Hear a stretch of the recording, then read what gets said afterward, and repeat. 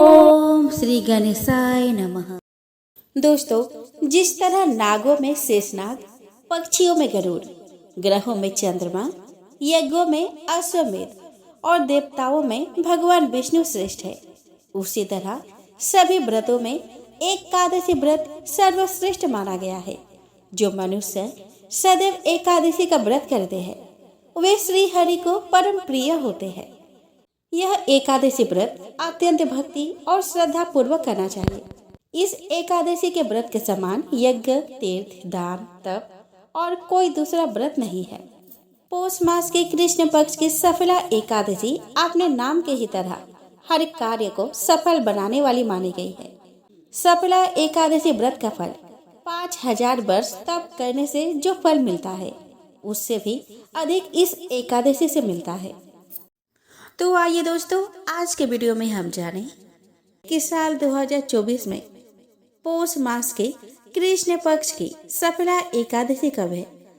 आप जानेंगे इसके शुभ मुहूर्त के बारे में, किस विधि से भगवान लक्ष्मी नारायण के पूजन करें ताकि उनकी आशीर्वाद हमें मिल सके, किस मंत्र का जप करें, पारण कब करें, इस दिन भगवान को किस चीज का भोग लगाए, तुलसी दल कब तोड़े और आप श्रवण करेंगे एकादशी व्रत कथा।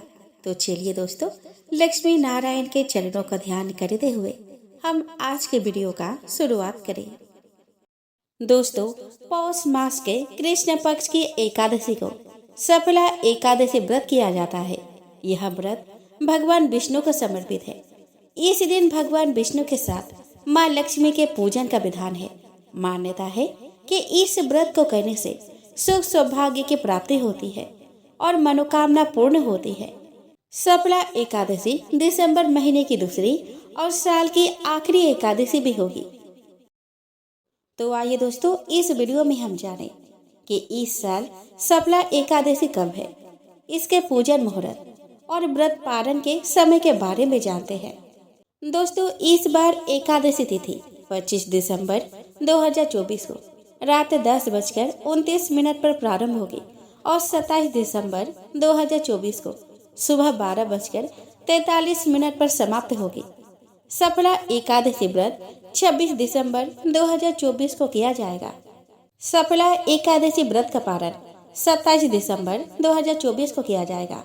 एकादशी व्रत पारण का समय सुबह 7:12 से सुबह 9:16 तक रहेगा।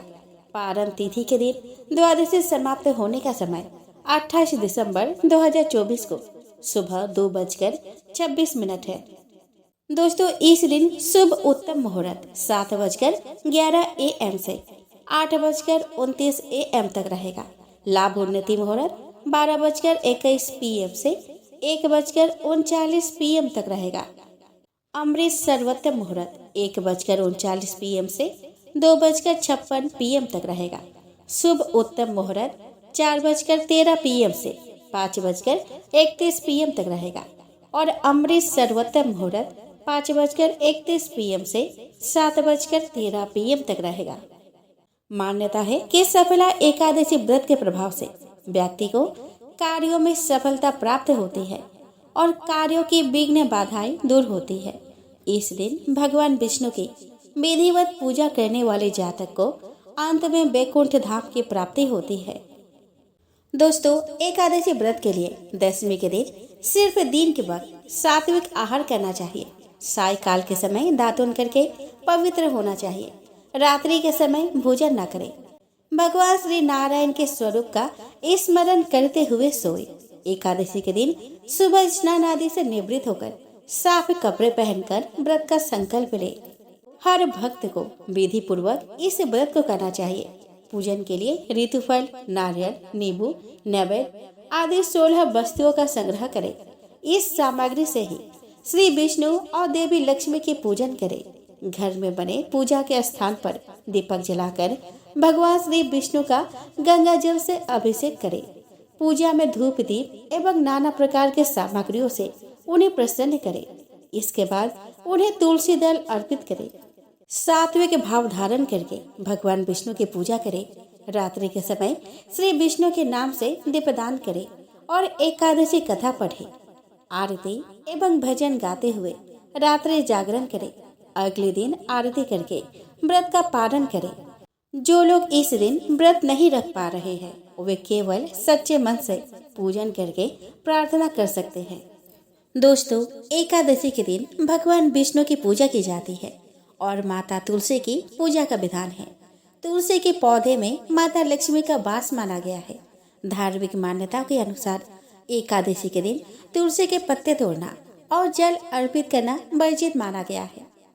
कहा जाता है कि एकादशी के दिन भूलकर भी तुलसी के पत्ते नहीं तोड़ना चाहिए और ना ही जल अर्पित करना चाहिए। तुलसी को मां लक्ष्मी का रूप माना गया है। धार्मिक मान्यता के अनुसार एकादशी के दिन तुलसी के पत्ते नहीं तोड़ने और ना ही जल देना चाहिए। कहा जाता है कि ऐसा करने से मां लक्ष्मी का भी अपमान होता है। तुलसी को मां लक्ष्मी का स्वरूप माना गया है।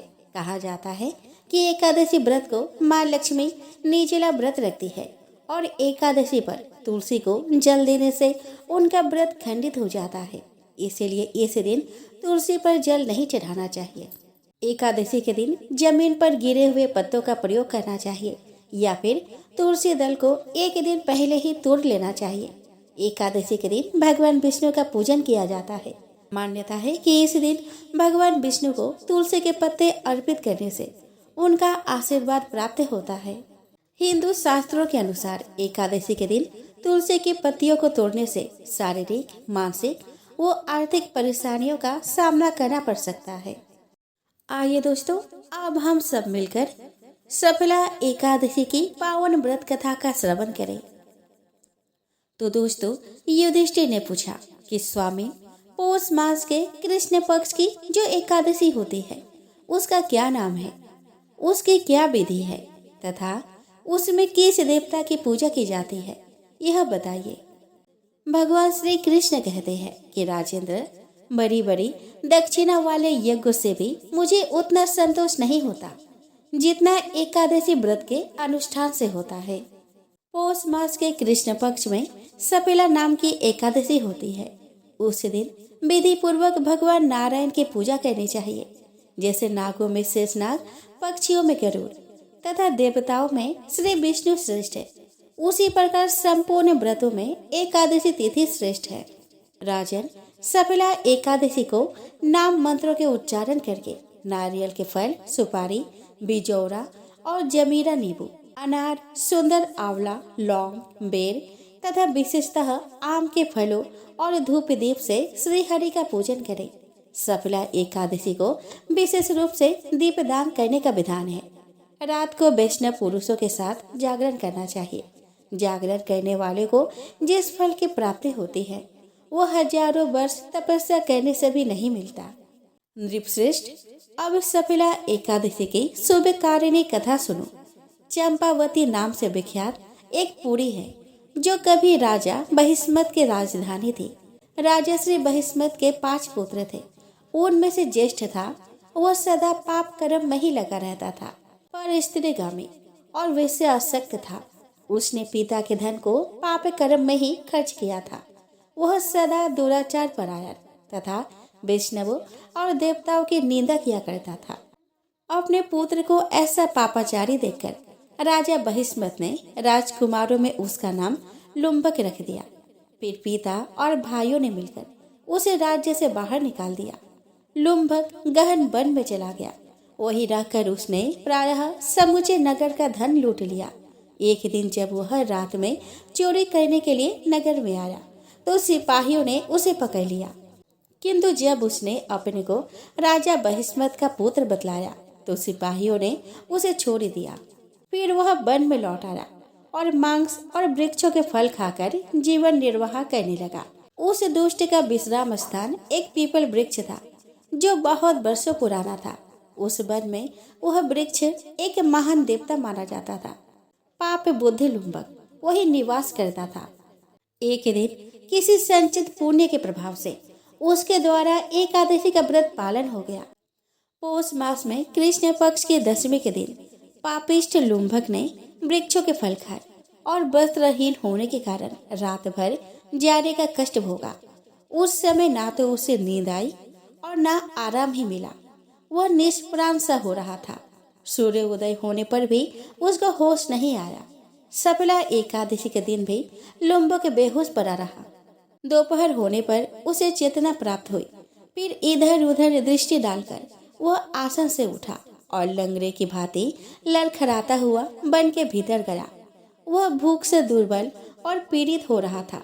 राजन लुम्बक बहुत से फल लेकर जब तक विश्राम स्थल पर लौटा तब तक सूर्योदय अस्त हो गए थे। तब उसने उस पीपल वृक्ष के जड़ में बहुत से फल निवेदन करते हुए कहा कि इन फलों से लक्ष्मीपति भगवान विष्णु संतुष्ट हो। यो कहकर लुम्बक ने रात भर नींद नहीं ली। इस प्रकार अनायास से उसने इस व्रत का पालन कर लिया। उस समय सहसा आकाशवाणी हुई कि राजकुमार, तुम सफला एकादशी के प्रसाद से राज्य और पुत्र प्राप्त करोगे। बहुत अच्छा कहकर उसने यह वरदान स्वीकार किया। इसके बाद उसका रूप दिव्य हो गया। तब से उसकी उत्तम बुद्धि भगवान विष्णु के भजन में लग गई। दिव्य आभूषणों से सुशोभित होकर उसने निष्कंटक राज्य प्राप्त किया और 15 वर्षों तक वह उसका संचालन करता रहा। उसका मनोज्ञ नामक पुत्र उत्पन्न हुआ। जब वह बड़ा हुआ तब लुम्बक ने तुरंत ही राज्य की ममता छोड़कर उसे पुत्र को सौंप दिया और वह स्वयं भगवान श्री कृष्ण के समीप चला गया, जहाँ जाकर मनुष्य कभी शोक में नहीं पड़ता। राजन, इस प्रकार जो सफला एकादशी का उत्तम व्रत करता है वह इस लोक में सुख भोग कर मरने के पश्चात मोक्ष को प्राप्त होता है।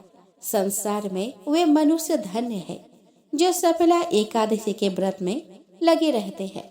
उन्हीं का जन्म सफल है।